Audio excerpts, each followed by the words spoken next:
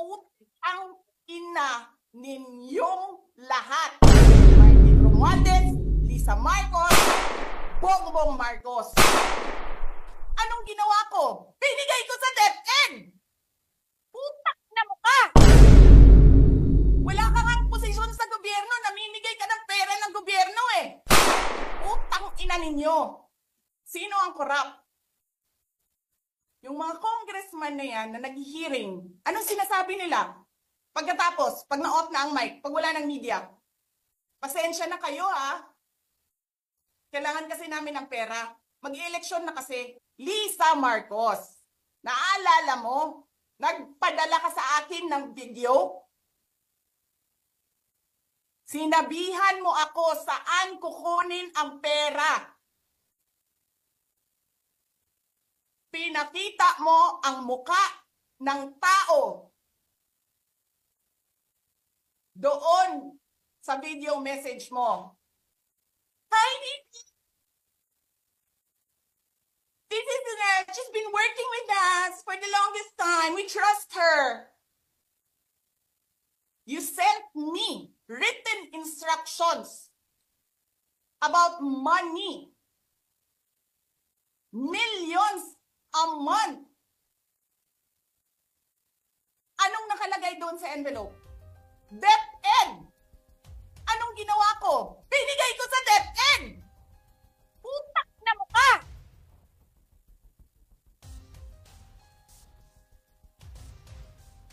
Wala ka nga posisyon sa gobyerno, namimigay ka ng pera ng gobyerno eh.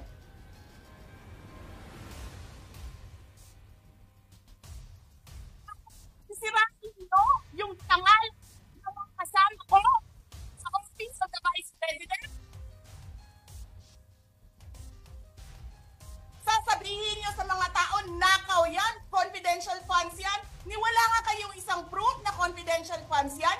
Naniwala lang kayo sa isang babae na ang pangalan ay Gloria Mercado na nagsabi confidential funds yan, na hindi nyo nga nilabas na wala pang confidential funds, meron ng white envelope. Kasi 2022 pa lang, tangina mo ka, may utos na ng pera sa DepEd. Tapos kami yung nagsisinungaling? Nagpipigil ako eh. Kasi gusto ko lang magtrabaho. Gusto ko lang tapusin nyo na yung show ninyo dyan sa House of Representatives para makabalik na kami sa trabaho namin. Tapos ganyan ang gagawin ninyo sa amin dahil hindi kami sumusunod sa inyo? Dahil ayaw na namin tumulong sa inyo?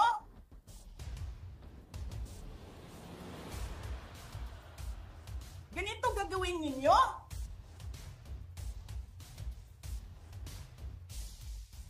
Presidente ka, may speaker ka na involved sa bribery ng Supreme Court justices. May video, may kaso, may witnesses. Hindi mo tinanggal yung speaker mo. Pinabayaan mo siya abusuhin ang pera ng bayan. Paikot-ikot sa buong bansa, namimigay ng pera na para bang kanya yung pera.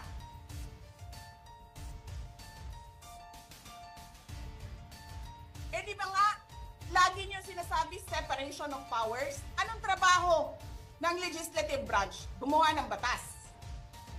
Anong ginagawa ni Martin Romualdez?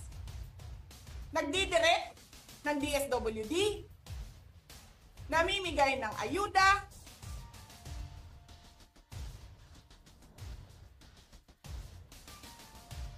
nagsasabi kung anong bibigay, anong ibibigay, anong gagawin, sino ba ang presidente dito?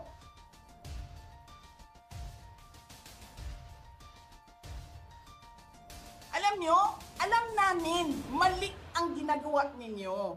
Sinabihan ko lang mga kasama ko sa Office of the Vice President, pasensya na, sumunod na lang tayo para matapos na sila.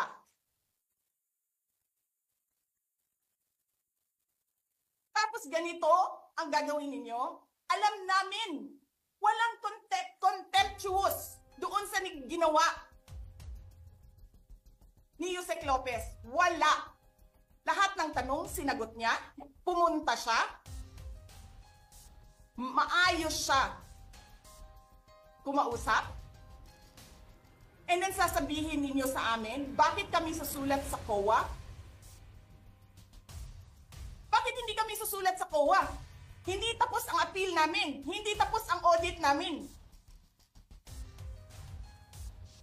Tapos buhaghag na ninyo tanan ang gisubmit namo sa COA? Hindi. Sobra kahayahay ninyo ng mga tao. Kaming lahat sa Office of the Vice President, Monday to Friday ang mga trabaho namin. Sa ibang opisina, Monday to Friday. I'm not saying na bawal yan.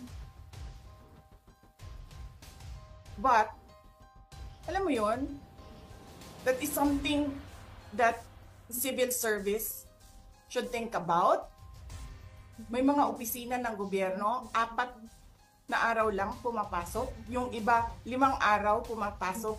Nandyan sa daan, sa init, sa ulan, nandun sa bundok, naglalakad, tumatawid ng mga sapa. Monday to Friday, mga government employees. And then we have a House of Representatives. Monday to Thursday lang ang trabaho.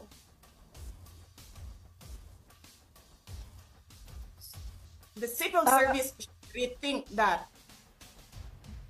Ganyan. So anyway, wala sila. Wala silang trabaho. So hinahanap ko, where is this special doon sa order? Where is this special committee meeting that happened?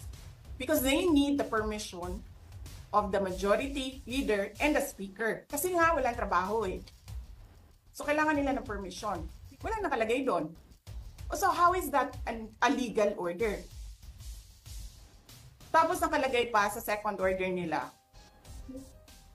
I violated security regulations when I visited. Before ako pumupunta dito, pinapaklear ko yung oras ko. 11 to 1, 4 to 5. Anong security violations ang dinayolate ko dito sa loob? They allow other visitors to come in here. Pero ako, sinabihan ako kanina, hindi ka pwede bumisita dyan sa loob. Doon kayo sa visitor center. Ililipat namin. And then I said no. Sabi ko, sinabi ni Secretary Chua, through that lawyer, I think Attorney Agnes, I don't know if I remember the name correctly right now, na yes, she can visit subject to the guidelines of the detention center. And so anong ginawa ko mali? Basta na lang ba ganun? Sasabihin nyo, I violated security regulations? Ano yun? Wala naman ako 2 baril. Nung sinabi sa akin na hindi ako pwede pumasok, nag-antay ako. Alam mo, binibigyan ko pa ng pasensya yan si Taas ba yan? Kanina eh. Ngayon hindi na. Nagsinungaling pa siya. Na I refused daw to leave last night when I did not even know na pinapaalis ako. Ang sinabi lang sa akin, papatayin ang kuryente. Which I said, okay lang. Kasi may flashlight naman ako. Hindi ko naman kailangan ng kuryente. Tapos kanina, sa media, pinapalabas nila na I locked myself doon sa kwarto. Of course, nag-lock ako kasi natutulog na ako.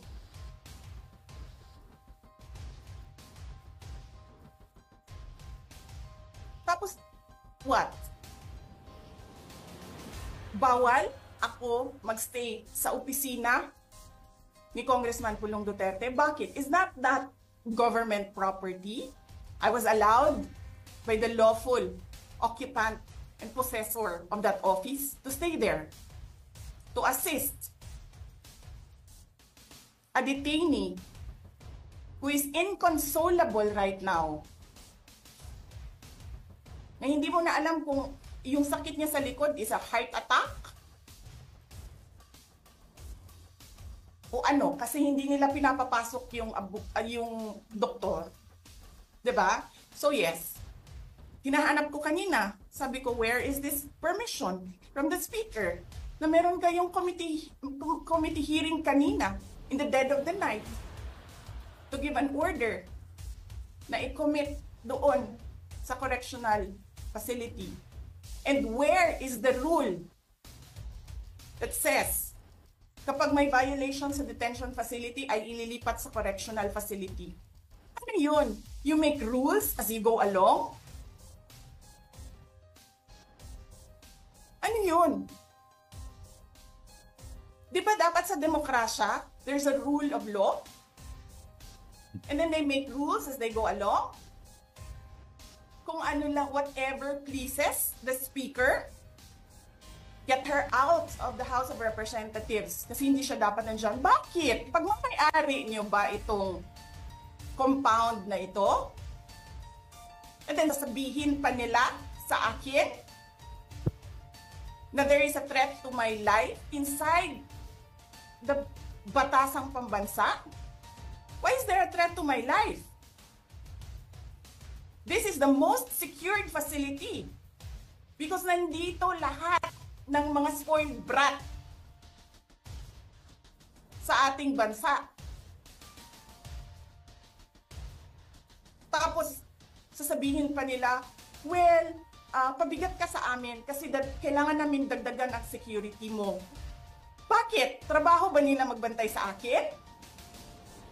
Eh di ba trabaho ng BPSPG yon? Na may I just say, binabawasan nila ng binabawasan araw-araw? Na as if this office is not the second highest office in this country, and only because umalis ako sa administration? Kailan ba nagsimula yung atake nila? Alalahanin nyo. Diba? After ako nag-resign sa DepEd? Kailan ba nagsimula yung pambabastos nila? Last year.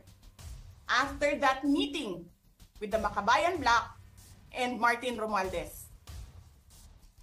They started destroying my name, pummeling me in the media with a multi-million PR campaign.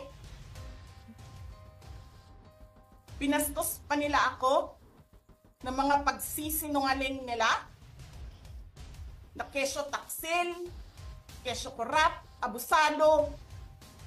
Putang ina ninyo! Sino ang korap? Yung mga congressman na yan na nag-hearing, anong sinasabi nila? Pagkatapos, pag na-off na ang mic, pag wala ng media, pasensya na kayo ha. Kailangan kasi namin ng pera. Mag-i-eleksyon na kasi. Tabi kay Sara ha. Hindi ko naman gusto tong ginagawa ko eh. Eh putang ina, hindi mo pala gusto ginagawa mo eh. Bakit mo sinisira pangalan ko? Joel Chua.